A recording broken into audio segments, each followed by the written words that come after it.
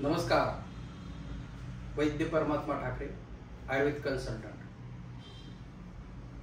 समाजामध्ये डिजिटलायझेशनचा हा पार्ट खूप मोठा झालेला आहे आणि या डिजिटलायझेशनचा जो इम्पॅक्ट आहे तो प्रथम हा डोळ्यावर येतो, नंतर मेंदूवर येतो आणि नंतर मनावर सुद्धा येतो. या तिन्ही गोष्टीचा संबंध हा आयुष्याशी, बुद्धीचा विकासासाठी खूप महत्त्वाचा आहे. मोस्टली लहान मुलाच्या संदर्भातला हा आजचा आपला व्हिडिओ होणार आहे की त्याच्या संदर्भात आपल्याला बोलायचं आहे.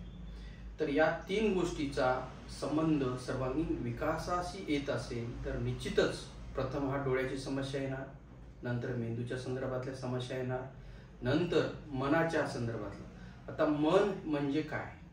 मनाचा बुद्धीचा एक जर संयोग झाला, बुद्धी मन इंद्रियन संयोजते सांगितलं.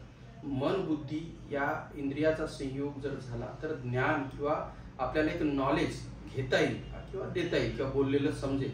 परंतु हे कुठंतरी बाधित होताना आपल्याला दिसतं आणि नंतर अशा स्वरूपाचे आजार निर्माण होतात. म्हणून खूप छोटासा विचार आहे पण खूप मोठं याच्यात आयुर्वेदाने सूत्रात सांगून ठेवलंय. नमस्कार.